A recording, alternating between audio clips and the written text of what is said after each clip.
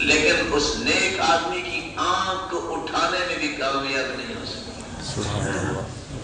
علماء ربانیین اصل پہچان رکھتے ہیں اور ہدف کو جانتے ہیں، اور اللہ سبحانہ و تعالیٰ کے دین کی سربلندی ان کا مقصد ہوتا ہے۔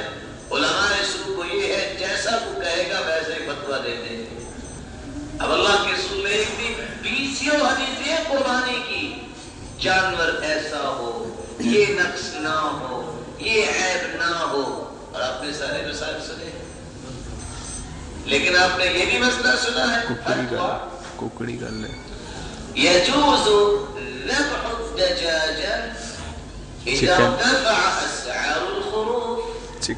اگر بکری بکرا مہنگا ہو جائے تو مرغی کی قربانی کرنا بھی جائز ہے۔ ترکی گئے کس نے کہا ہے؟ کہتے میں جو کہہ رہا ہوں من انت ومن انت، کون ہو تم، کیا حیثیت ہے تیری شریعت کے اندر؟ حیثیت ہے تو محمد مصطفیٰ کی ہے۔ عبداللہ ابن عمر سے کسی نے پوچھا تم کہتے ہو حج تمتع حج افراد کرنا ہے، تیرے ابا تو ایسا نہیں کہتے۔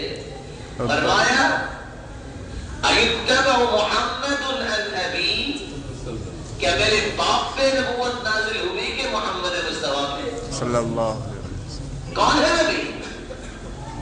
محمد مصطفیٰ صلی اللہ علیہ وسلم۔ باپ کی بات کو بھی میں ٹھکرا دوں گا جب اللہ کے رسول کی بات کے مخالف ہو۔ سبحان اللہ۔ شرح نے یہی تو بات کی تھی۔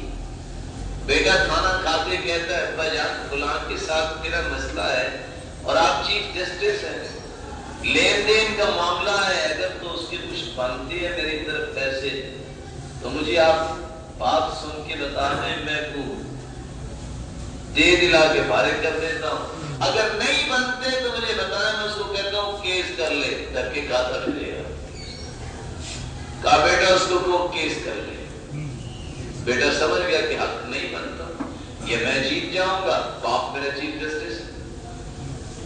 آرگو ہوئے، بیٹے کے خلاف فیصلہ دے دیا، دلائل کی روشنی میں بیٹا ہار گیا۔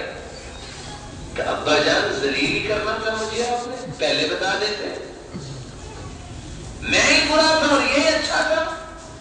کہا میرے بیٹے بقرۃ عینی، میری آنکھوں کے تارے، جس کے حق میں فیصلہ کیا ہے، اگر اس جیسے لوگوں کی زمین بھر جائے تو تم مجھے ان سے پیارے ہو، لیکن اگر تیرے جیسے بیٹوں سے پوری زمین بھر جائے تو مجھے محمد کا دین پیارا ہے۔ فرق ہے، تم مجھے پیارے ہی ہو، جس کے بارے میں فیصلہ کیا میرا بیٹا نہیں ہے، اس جیسے لوگ پوری دنیا بھر جائے تو تم پیارے ہو، لیکن تیرے جیسے بیٹوں کی دنیا بھر جائے تو مجھے محمد مصطفیٰ کا دین پیارا ہے صلی اللہ۔ یہ ہے معیار کسی بات کے اندر۔ اور آپ نے سعد کی بات بھی سنی ہوئی ہے، ماں نے کہا دین چھوڑ دو، کہا امی جان یہ نہیں ہو سکتا، کہا نہیں چھوڑو گے تو میں بھوکی مر جاؤں گی، لوگ تجھے آر دلائیں گے، یا قاتل امی، اور ماں کی قاتل اب کیسے پھر رہے ہو، مر جاؤں گی، لوگ بہانہ دیں گے۔ کہا یا اماں، میری ماں یہ تجربہ نہ کرنا، اب لیٹی ہوئی ہے بھوکی اور پیاسی۔ جب حالت زیادہ بگڑ گئی، یہ ایمان کا پہاڑ اٹھا، ینطلق، ماں نے سوچا ابھی آگ اس نے مان جانا ہے، بھوک بڑی لگی ہوئی ہے، جان چھوٹ جائے گی۔ کہا یا اماں، اور میری ماں، میرے اندر اللہ نے ایک جان ڈالی ہے، لو ان لک مئۃ نفس، اگر تیری 100 جانیں ہوتی، تخرج امامی نفس نفسا، ایک ایک جان کر کے میری آنکھوں کے سامنے نکل جاتی، میں نکلنے کو بالکل پرواہ نہ کرتا، میں محمد کا دین نہیں چھوڑ سکتا صلی اللہ۔ اس نے کہا یہاں تو کوئی بات کرنے والی نہیں، کچھ کھانے کو تو میں اپنی جان کو رکھ دوں۔ معیار ہے علماء ربانیین کا، 3 بچے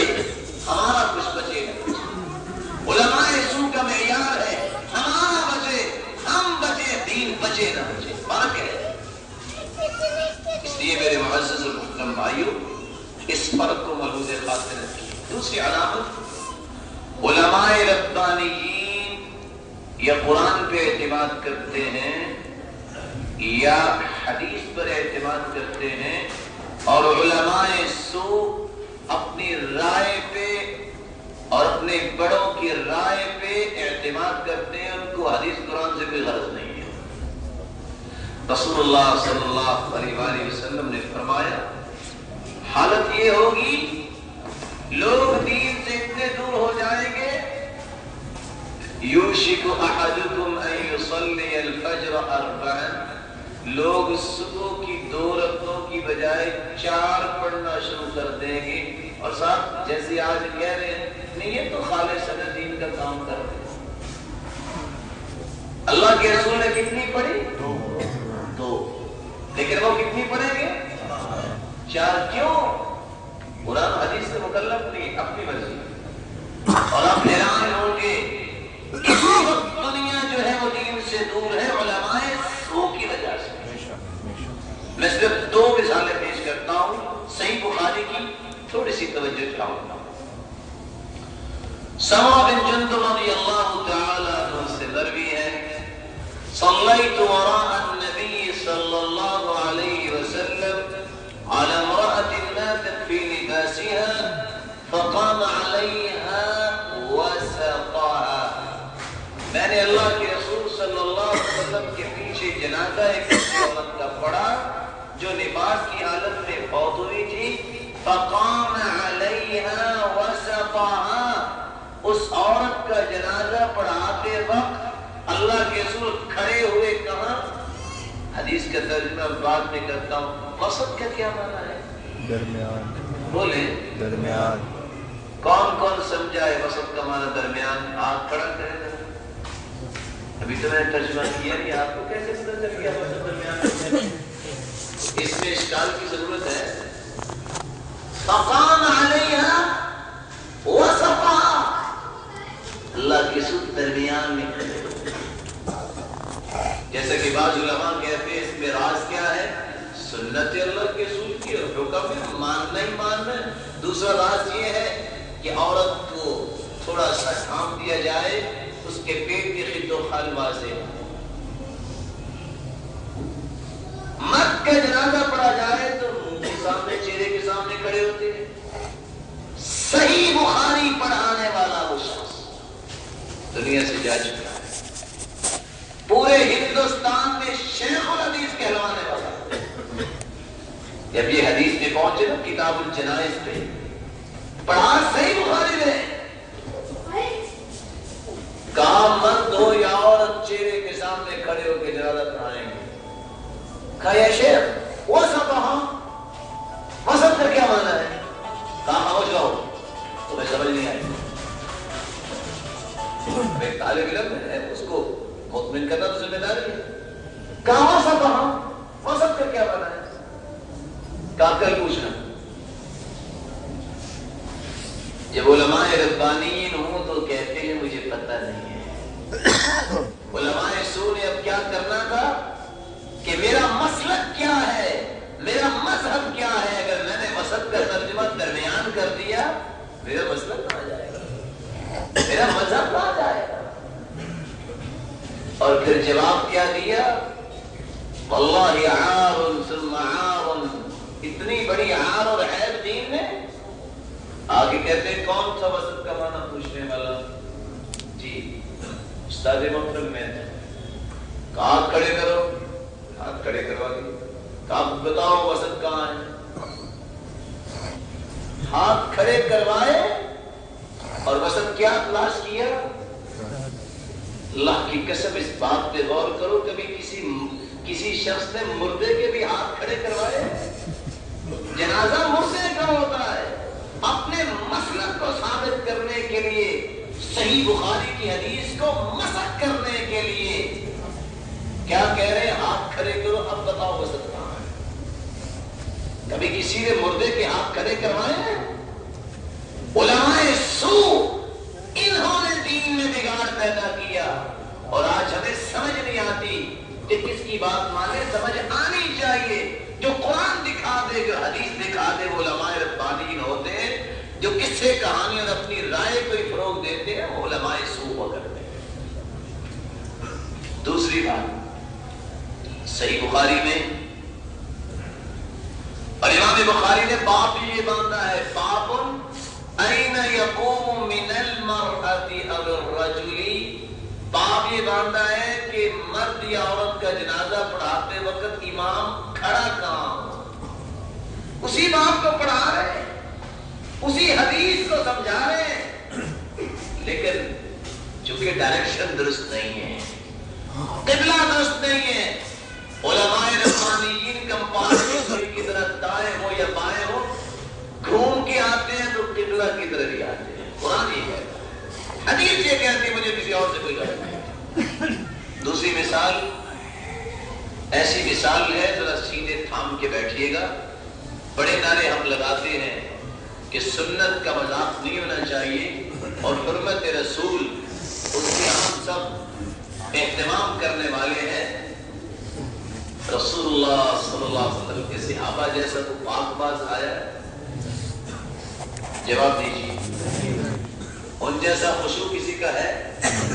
تقویٰ، پاک دامنی، اور ان کا تو خشوع وہ تھا کہ ٹانگیں کاٹ دی جاتی ہے اور ان کو پتہ ہی نہیں چلتا کہ ٹانگ کٹی ہے۔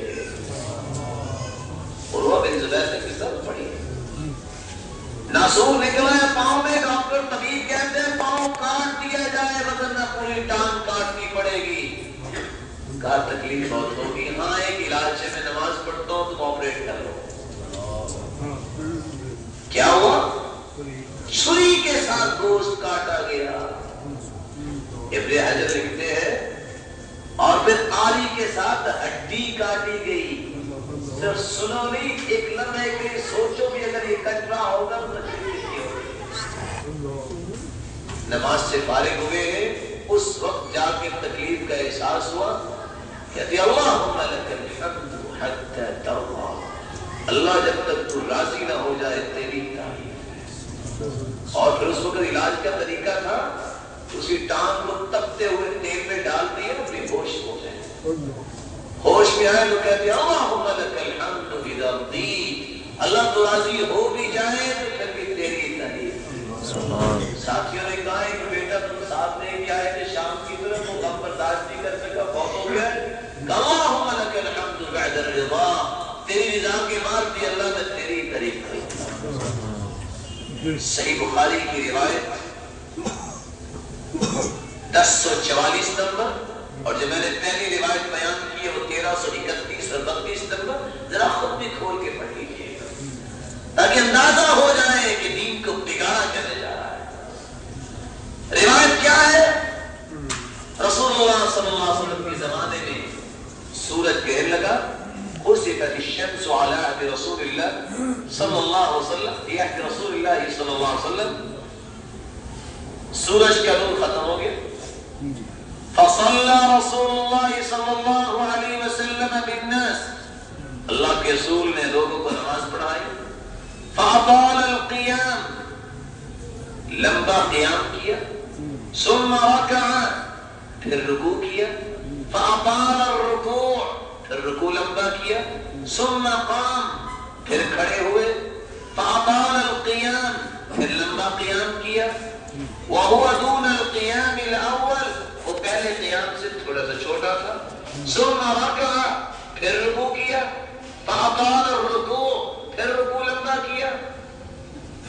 جب چاند یا سورج بے نور ہو جائے تو جو نماز پڑھی جاتی ہے صلاۃ خسوف اور صلاۃ کسوف، اس میں 2 رکوع بھی کر سکتے ہیں ایک ہی رکعت میں، 3 بھی کر سکتے ہیں، 4 بھی کر سکتے ہیں۔ یہ صحیح بخاری کی حدیث میں آپ کو پیش کر رہا ہوں، لیکن تفہیم